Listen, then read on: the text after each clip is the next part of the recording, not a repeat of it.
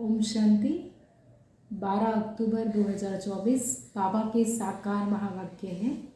आज बाबा कहते मीठे बच्चे, बाप खिवैया बनाया है, तुम सबकी नैया को विषय सागर से निकाल क्षीर सागर में ले जाने। अभी तुमको इस पार से उस पार जाना है।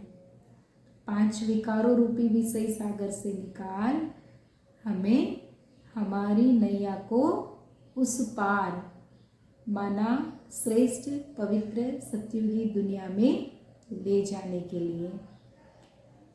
तो परमात्मा पिता जब आए हैं तो कल भी बाबा ने कहा था कि भाई ज्ञान सुनाते हो तो निडर होकर सुनाओ, क्योंकि लोग अगर झूठ बोलना है, इधर उधर की बातें करना है तो भी नहीं सोचते हैं। तो हम तो परमात्मा का ज्ञान सुना रहे हैं, तो कितना फलक से, कितना नशे से सुनाना चाहिए। प्रश्न है, तुम बच्चे हरेक का पाठ देखते हुए किसकी भी निंदा नहीं कर सकते हो, क्यों? बाबा ने कहा क्योंकि तुम जानते हो यह अनादि बना बनाया ड्रामा है। इसमें हर एक एक्टर अपना अपना पार्ट बजा रहे हैं, किसी का भी कोई दोष नहीं है। यह भक्ति मार्ग भी फिर से पास होना है, इसमें जरा भी चेंज नहीं हो सकता। बाबा कहते ये ड्रामा में पूरा रिपीट हो रहा है ना, तो जो जो हमने सीन अभी देख रहे या हो रहा है, वो जो फिर से ये रील शुरू होगी, जैसे कोई 3 घंटे का पिक्चर होता है, नाटक होता है, तो उस नाटक के अंदर हम जितनी बार देखेंगे उतनी बार वही रिपीट टू रिपीट होता रहेगा। ये वो सीन के बाद वो सीन, वो सीन के बाद वो सीन। तो इसी रीति से ये सृष्टि नाटक भी 5000 साल का बना हुआ है, तो ये हर बार रिपीट होता है। एक बार रिपीट हो गया, फिर दूसरी बार रिपीट होगा, तो वही सीन चलेगी। प्रश्न है, किन 2 शब्दों में सारे चक्र का ज्ञान समाया हुआ है? तो बाबा कहते आज और कल। कल हम सतयुग में थे, आज 84 जन्मों का चक्र लगाकर 5000 वर्ष में हमारे इस नाटक में 84 जन्म होते हैं। तो बाबा कहते 84 जन्मों का चक्र लगाकर नरक में पहुंचे, कल फिर स्वर्ग में जाएंगे। अभी क्या है, नरक ही है ना। जैसे गरुड़ पुराण में लिखा हुआ है कि नरक में कितनी यातनाएं पीड़ाएं होती है ना, कि वे जो जो कर्म करते हैं तो उस अनुसार हमें वो फल भुगतना पड़ता है। तो उसी रीति से अभी हम क्या देख रहे हैं, कितनी भी सुख सुविधा के साधन आ गए हैं, बहुत पैसे हैं, बहुत कुछ है, लेकिन फिर भी जो पीड़ाएं हैं, चाहे मानसिक पीड़ाएं हो, चाहे शारीरिक पीड़ाएं हो, जैसे बीमारियों के रूप में है, चाहे कोई डिप्रेशन में है, तो ये कोई कहते जलन हो रही है, तो वो गरुड़ पुराण में लिखा है कि भाई गरम गरम तवे में बिठाते हैं, गरम गरम तेल में डालते हैं, तो ये क्या हुआ? तो यही तो हुआ ना, ईर्ष्या हो रही है, तो ये क्या हुआ? तो ये भी तो नरक ही है। तो भगवान हमें इस नरक से निकाल सतयुग, वैकुंठ, स्वर्ग में, कृष्णपुरी में ले जाने के लिए आए हैं। तो हमें उनको जल्दी पहचान कर उनको याद करना है, ताकि हम उसकी दुनिया में, है ना, उसकी बनाई हुई सतयुगी दुनिया में हम जाने के लायक बन जाए। क्योंकि जैसे कोई भी जॉब होती है, तो जॉब के लिए भी क्या लिखते हैं कि भाई आपकी क्वालिफिकेशन क्या है, आपकी लायकात क्या है, पढ़ाई क्या की है, उस जॉब के अनुकूल है। तो अगर हमें सतयुग में जाना है तो सोचो कितनी बड़ी क्वालिटी, माना कितनी बड़ी डिग्री हासिल करनी पड़ेगी ना। वो क्वालिटी हमारे अंदर होगी जो श्री कृष्ण जी के अंदर है, तब जाके हम श्री कृष्णपुरी में जा सकेंगे। धारणा के लिए मुख्य सार है, पहली पॉइंट, अब यह झाड़ पुराना जड़ जड़ीभूत हो गया है ना। ये 5000 साल का जो चक्र है ना, ये सृष्टि कल्प वृक्ष है। क्या हो गया, जैसे कहते हैं ना, दिमक अंदर से खा रही है। तो आज हम देखते हैं कि 5 विकार इतने हावी हो गए हैं लोगों पर, तो ये पूरा वृक्ष अंदर से क्या हो रहा है, खोखला हो रहा है ना।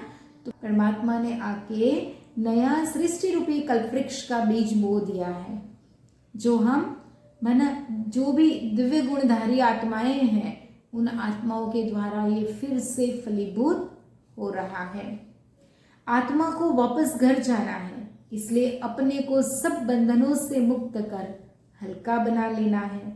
यहाँ का सब कुछ बुद्धि से भूल जाना है। दूसरी पॉइंट, अनादि ड्रामा को बुद्धि में रख किसी भी पार्टधारी की निंदा नहीं करनी है। रोल उसने किया और उनकी बातें सुनकर या सुनाकर किसी को, हमारा कर्म का खाता हम बनाते हैं, हमारा अकाउंट हम बिल्कुल नेगेटिव हम क्रिएट करते रहते हैं। कर्म वो करें और नेगेटिव अकाउंट हम क्रिएट करें।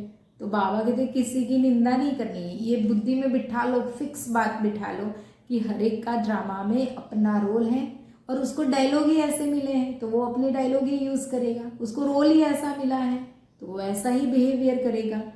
तो इसलिए बाबा कहते हैं ड्रामा के राज को समझ विश्व का मालिक बनना है। वरदान, साइलेंस की शक्ति द्वारा आत्मशक्ति के उड़ान की तीव्र गति करने वाले विश्व परिवर्तक भव। साइंस के साधनों की रफ्तार को साइंस द्वारा कट भी कर सकते हैं, पकड़ भी सकते हैं, लेकिन आत्मा की गति को अभी तक न कोई पकड़ सका है न पकड़ सकता है। आत्मा के लिए कितने एक्सपेरिमेंट हुए, लेकिन साइंस भी उसके आगे फेल है ना। न आत्मा को देख सकते हैं, न आत्मा को रोक सकते हैं। जहाँ साइंस फेल है वहाँ साइलेंस की शक्ति से जो चाहो वह कर सकते हो। बड़े बड़े साइंटिस्ट भी जिन्होंने भी इन्वेंशन की है तो कितने कितने महीनों तक मौन में चले जाते थे और वो मौन में रहकर, माना साइलेंस में रहकर अपना इन्वेंशन को पूरा करते थे। और जैसे कहते हैं ना कि मौन बहुत बड़ी शक्ति है। कहते हैं कि 21 दिन अगर हम मौन रह लेते हैं और मन से भी और मुख का भी मौन, 21 दिन मन और मुख का मौन, और 21 दिन के बाद हम जो भी पहला मना शब्द बोलेंगे वो फलीभूत हो जाता है ना, वो पत्थर की लकीर बन जाता है। तो सोचो साइलेंस में परमात्मा के कितनी शक्ति है। तो आत्मशक्ति की उड़ान तीव्र गति से करो। इस शक्ति से स्व परिवर्तन, चाहे किसी की वृत्ति का परिवर्तन, वायुमंडल का परिवर्तन कर विश्व परिवर्तक बन सकते हो। तो क्या हम अपने घर का परिवर्तन नहीं कर सकते? तीव्रता की निशानी है सोचा और हुआ। इतनी तीव्रता हमारे मेडिटेशन के पावर में होनी चाहिए। स्लोगन, शिक्षा दाता के साथ रहम दिल बन सहयोगी बनो। तो हमें शिक्षा देने वाला कौन है, पढ़ाने वाला कौन है? हम बच्चों को स्वयं परमात्मा शिव बाबा। तो बाबा कहते हैं कि शिक्षा दाता जैसे रहम दिल है तो उनके साथ हमें रहम दिल भी बनना है और सबको सहयोगी भी बनना है। तो सहयोग सिर्फ एक प्रकार का ही नहीं होता है। किसी के लिए मन में अच्छा सोचना, शुभ बोलना, उनके लिए अच्छे अच्छे संकल्प क्रिएट करना ना, सबका भला हो, सबकी शुद्ध इच्छाएं पूरी हो, सभी तंदुरुस्त रहे। तो ये विश्व के लिए अगर हम 2 मिनट भी इतना निकाल लेते हैं तो बाबा कहते हैं कि ये भी तो सहयोग हुआ विश्व को ना, प्रकृति को ये भी तो सहयोग है। हमारे पवित्र विचार वातावरण में जाएंगे तो ये भी तो सहयोग हुआ। अच्छा, ओम शांति।